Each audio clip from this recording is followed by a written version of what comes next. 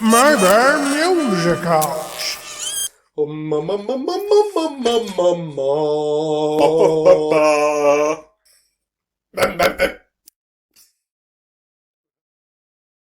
Hello and welcome back to Maybe Movies, where we are fast approaching middle age. Oh, Episode 40. Slowing down, getting doddery. What did I come into this delirium for?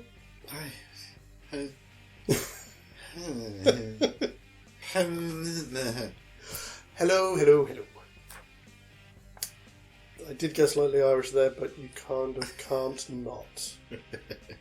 All the same, thank you for joining us again for Act 2 of the Rocky Horror Phantom Show. I'm getting it almost flawless now. It's amazing. You wouldn't believe the trouble he had before. And now that I have, it's just going to go, yeah, I'm going to take a walk and it'll be gone.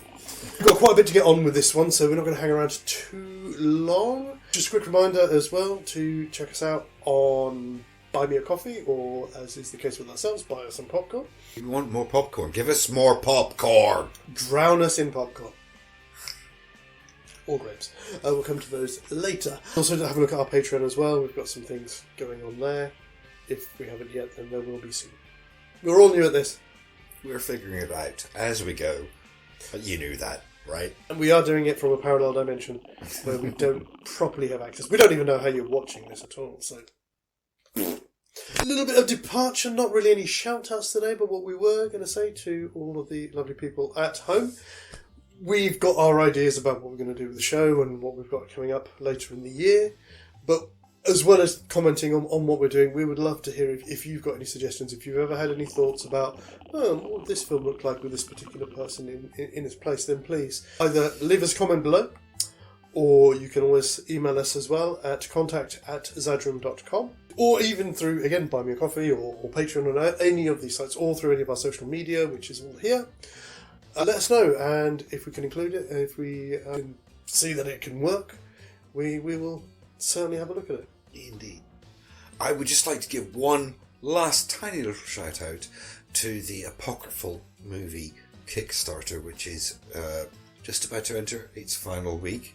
If you haven't already, check it out and consider donating. We really could use your help. It's a sci-fi horror movie that deals with issues of alienation, addiction, and mental health. So, please help us get this made. Because it looks like it's going to be a good project, and they've had a really good response to their Kickstarter. So any support that you can give would be fantastic, even if it's just sharing the Kickstarter to your circle of friends on the internet would be wonderful. Thanks. Here we go then. Here we go. Act 2, and things start to happen. Although we start, of course, with a song from Rocky, the Sword of Damocles. I feel like that song's going to be pretty much unchanged, actually. I think the song is going to be unchanged. Mm-hmm. I think the Phantom's actions during the song, because you don't have Frankenfurter's sexual frustration where he's chasing him around and all this kind of thing. Mm-hmm. What I was going to say is nothing wrong in the way the song is sung, but it's not as perfect as he was hoping. Even though he's literally just been born, his voice obviously hasn't found its level yet. So it could be the Phantom's frustration that his creation isn't living up to his expectations straight out of the gate. So instead of being, oh, come to me now, it's more like, oh no. Yes, or that kind of, he can hear things like duff notes that are probably not even there, mm-hmm. but he's hearing them and he's reacting to those. Yeah, I like it, yeah. So, because I kind of like the choreography of the song originally, maybe instead of chasing him in that, oh, come to me kind of sense, it's, oh, let me show you you're doing it wrong. And that's what Rocky is running from. Because he just wants to find his own way. He's being overwhelmed by all of his sensations. Yes. Oh, that works. Mm-hmm. That works. Because I do want to keep that choreography. I like it a lot. So, when you get that bit at the end... So at the end of the song, he finally hits the perfect note. And that's when the Phantom gives that, oh, I can make you a man. Because I was going to say that bit where he unveils his birthday present and it's all the dumbbells. Mm-hmm. He unveils his birthday present and it's just a line of tuning forks. Ding, to get him into perfect pitch. Of course, yes. I was thinking about that. I think I Can Make You a Man is probably the song that's going to be the most changed by the changes that we've brought to the story. Because that's about Frankfurter's project, his pet project. Yes. That's him explaining it. Rather than the weightlifting regime, it's the balletic, operatic regime that he'd be making. Instead of that and this, I can make you. And try and sell him on all of this thing and kind of bamboozle him with all of these wonderful heights of operatic excellence that he can take him to. Indeed. Fantastic. Rocky, like, doing the plie and the pirouette and all the rest of it because that's...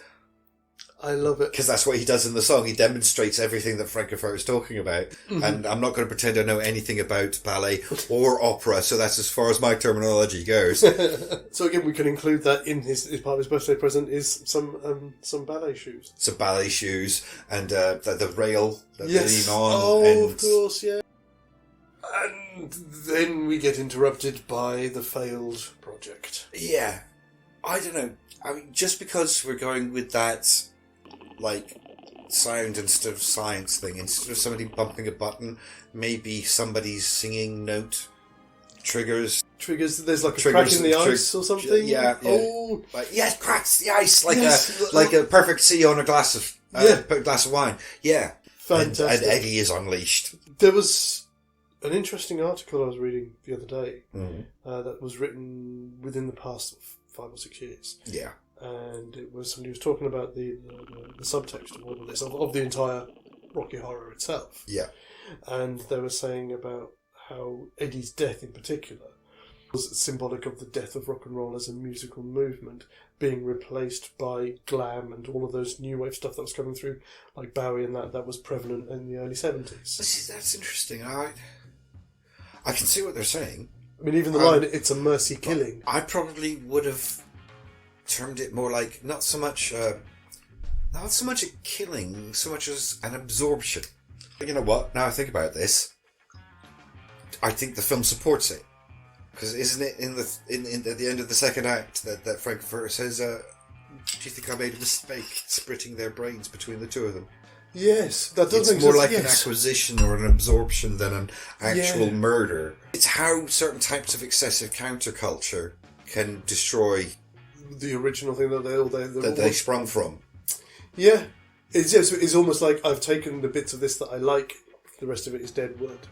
I mean, because if you look at Richard O'Brien's entire kind of career and history, he's a counterculture person. He's about the outsider, but Rocky Horror itself seems to say that at its extremes, counterculture can be very harmful. Mm. I mean, Frankenfurter hurts everybody he touches. Yes. But ends up suffering for it. And each of the other characters are outsiders in some way, but they're all different. And they are able to coexist, but Frankenfurter's extremities cause damage. That is very true. I don't know if I just got accidentally philosophical, guys. If I did, I apologise. That's not what we're here for. We're here for movies. Yes. So this bit as well, I thought this would be a nice moment for us to do our thing and draw a little bit from the Phantom. And in the first place, it would be a sword and not an axe. Of course. But I thought then we could have a fight here. So the Phantom has his sword and Rocky's trying to... Eddie's trying to fight him off with his saxophone. Yes! Very faux gothic. I was thinking as well, because out of the two of them, the Phantom is more is properly insane, and he has these moments of absolute rage, murderous rage. Is there the risk here that he wouldn't stop with the killing of Eddie? They need to calm him down. No, I don't think that's going to be an issue. I do understand what you're saying, but if you properly consider it, the Phantom's rage always has a focus. It always has someone or something that he blames for the situation, whether it's Carlotta, whether it's the Vicomte. The only reason I thought that was because it always felt really complete out of left field where he goes after it. And I'm sorry, I don't know Phantom very well, but in the film version, the character that Kevin McAnally. Sorry, Yes, the way that he pursues him up until the point of his death. Mm. Whereas all Bouquet was doing was he'd spotted somebody. And Bouquet had been constantly making comments about the Phantom throughout the entire narrative, and the Phantom was like, nah, you've been too much trouble to me. I need to go back and watch this one again. Moving on. Yeah. As I said, yeah, but the one thing that I was going to say, with the reprise of I Can Make You a Man, Mm-hmm. right at the end of that, the lyrics go, and I'm not going to sing it, sorry, is I want no dissension, just dynamic tension. Mm-hmm. To which I would replace the last two words to make it I want no dissension, just harmonic perfection. Yes! Oh, gold star you! Yes! Subtle, but changes, works. Now we get an extended sequence. We have the narrator once again telling us about the difficult situation. And we have the Frank moment, so Janet and the Phantom. I'm kind of imagining him coming to them in the night and still obsessed with his perfection, trying to discover if they have any talent worth noting. Okay, I'm going to rewind very slightly. Okay, yeah. But on one of them, or part of it is on the same topic. Coming back to that end of the reprise for Make You a Man, because towards the end there, Janet pipes up and sings. In the original, Frankenfurter just looks at her and carries on. Yeah. But oh my god, I heard something. This is brilliant. This is about to pay into what I was about to say. Because although I'm kind of skipping over this, I want to reveal my intention. He ghosts them individually to find if they have any kind of talent. Gets frustrated with their lack of talent because they're dull, ordinary people. Mm-hmm. And then, when Touch Me happens, it turns into a duet with Rocky and Janet. And he's enraged to find her finally hitting her voice and finding her voice. But with his creation. In a duet with his creation. It's the culmination of his rage and jealousy. Yes. Oh, have one back, mate. Have one back. Thank you. That moment at the end of that where the curtains open and you get the wedding, I was going to say the funeral march, sorry, the wedding march, and they go into his sex dungeon, essentially. Yeah. I was going to say, we get that, rather than having the wedding march, it will be probably some kind of operatic thing as the curtains open. And it's not a sex dungeon, Since we like having callbacks to our stuff, why not just have it be da da da da da da as the curtains, oh yes. But rather than it being a sex dungeon, it's a music dungeon, but because it's Rocky Horror, the way that all of the instruments and everything are placed within, so it's kind of analogous of his cave. In the catacombs. I'm with you. But the way everything and all the musics are placed, there is something slightly lascivious about where everything is, so it still feeds into the subversiveness of Rocky Horror. There's one time at band camp. Yeah, I know what you mean. Everything's a little phallic. Yes, exactly. Yeah. Yeah, I like it. Yeah, that's great. Because we're talking about the Phantom of the Castrato, the frustrated genius. Yes. So having all of the instruments, which are always already a little bit phallic, being presented in a slightly more... Yeah, of course. No. Yeah. Being totally happy with that. Thank you for coming up with this idea of how we cover the nuptials, as it were, and that kind of extended sequence with Brad and Janet. Mm-hmm. Because the first thing I thought is, well, rather than him just turning up in disguise, again, he's a master of ventriloquism, he can be speaking to them from beyond the mirror. I think the only thing about that, then, that I think we need to address is to be able to get to touch me. It's because she sees that Brad has been unfaithful with Frankenfurter. Mm-hmm.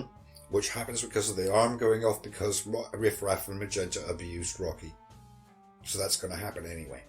My only concern is that if there's no infidelity... Mm-hmm. Because my understanding is... I've never seen the stage show, but I've read somewhere that in the stage show, half of the reason why she goes and sleeps with Rocky is as... It's revenge, downplayed... what she perceives Brad having done. Yes. Yeah. But even though she did it herself first.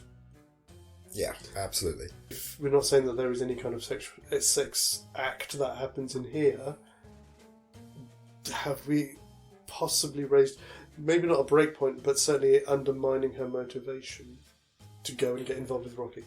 I mean, again, the alarm goes off, the dogs start barking, she gets woken, she goes wandering in the middle of the night and finds the monitor and sees the Phantom with Brad. in what looks like a compromising way. Of course. I mean, we can play it both ways. We can make it sexual and musical, or we can play it that it's just a sexual thing. That it's the touch me is touch me, make me feel something. It could be a duet about them trying to experience feelings and learn about their feelings, rather than a purely sexual one. But we can play it both ways and make it a double entendre. No, I actually like the first way because it's something we didn't really touch on before. If we take the purely musical subtext of Phantom and apply it to this, Yeah. and replace a lot of the overtly physically sexual content in the film, and make it more about the discovery of musical freedom. Yes, which is an emotional thing, which has, an awakening quality to it, which is not unlike the sexual content. But that also means we can throw all of that debauchery into that new version of the Phantom. Oh, yes. Of course, that's why it's the pervert of the opera. Did you not realise this? That was my plan the whole time. I'll get me count. The next part I think I had was, and again, it's kind of why I mentioned earlier about this kind of rage, really, that madness that the Phantom has, is when he's chastising Riff Raff for Rocky having gotten free. Yes. Is that going to be a lot more vicious? Yes. Yes, I think there would. It would be more vicious. And all you're doing is feeding Riff Raff's ire for the end of the film. Yes. And then Dr. Scott arrives. Dr. Scott. Brad. Janet. Rocky. Dr. Scott. So I love that bit. I love it to pieces. I mean, I literally noted the C down as just Rocky! Exclamation mark. I did think, is there going to be a different way that we could have him rather than having the magnets? Is there another way of having him brought up to the lab? But it doesn't have to be, because as we've established, they've got all of the alien tech, so it's probably... Yeah, I think at this point, and we're starting to reveal stuff anyway, so we're supposed to be showing it off even more. Yes. So we take a moment with the narrator to discuss their predicament, and then we take dinner. And I'll be honest, in a lot of ways, because so much of the original scene is directed by Frankenfurter's jealousy, which has also been invoked in The Phantom at this point, a lot of that seems going to play out the same way. Although there'll probably be the rendition of Happy Birthday to You with the Phantom trying to make them do it properly. Yeah. Yes. What about serving dinner? Serving dinner. Again, it doesn't bother Frankfurter, Magenta and Riff Raff because they're aliens. They're not committing cannibalism. But in this case, the Phantom is human. The Phantom's a monster. That's the whole thing. He pretends to be a cerebral being, but he's not. He's a monster, ultimately. He sees himself as being above man, so he feels like he fits in better with extraterrestrials, but he can never be one of them because he is still, at heart, he is still just a man, and a flawed one at that. Yes. It's going very philosophical. Yes, it is a little bit much for a musical. Sorry! And this is the lighter-hearted musical of the two. So we're okay with the proceeding? Yeah. Well, again, I liked that. I think the only note I made about Eddie's Teddy, and just about, as we've already discussed, about Eddie on the whole, it's that, again, that understanding that he is a failed experiment. So it's almost like he's almost the catalyst for Rocky. Yes. He's taken somebody and seen if he can mould him. He can't. I can't do this with humans. I need to make a man who can do this. Yep. And that's how you get Rocky. Absolutely. Yeah, that's how this goes. Fantastic. And although the lyrics will obviously be different because it's not about sex, it's about singing, Wise Up Janet Weiss will nevertheless play out. I threw that in at the beginning of Act 3, so I haven't looked at that as part of Act 2 yet. Oh, right. I marked the beginning of Act 3 as when we cut to the narrator talking about the floor show. I thought we'd said that Eddie's Teddy was the end of Act 2, so Act 3 starts with Wise Up. You're right, it does. I was misreading that. Yep. I was misreading that. Sorry, folks. You didn't break anything? Had a little fun there. We did. Oh, I certainly did, yeah. There are more parallels in this than I expected. When I was thinking about it earlier, it's one of the things that made me go, no, this is a good idea. There are quite a few parallels. I mean, as we said, neither of us are composers, neither of us particularly are singers. No, not really at all. So we've kind of included bits and pieces in here. Again, this is a new thing for us, an experiment with doing musicals instead of just movies. So that you might find more as we go along. And again, if we can find 2 other musicals that we decide to look at in the future, then hopefully we can look at that again and maybe delve into that a bit more. It's possible. It's always possible. That brings us to the end of Act 2. We are going to gorge ourselves on grapes and popcorn because why? Salty sweet, salty sweet, salty sweet. Yeah, I like it. See, this is proper salty sweet, not sweet popcorn, because that is bad. That weird. They have sweet popcorn in the bad delirium. This is the good delirium. It's a nice one. I'm going miles off topic. Anyway, thank you again for joining us, and please do come back and join us next Wednesday when we will be wrapping up the Rocky Horror Phantom Show and gearing up for the pervert of the opera. Until then, take care. As always, guys, GTFN. Ba ba ba ba ba ba ba ba ba ba ba ba ba ba.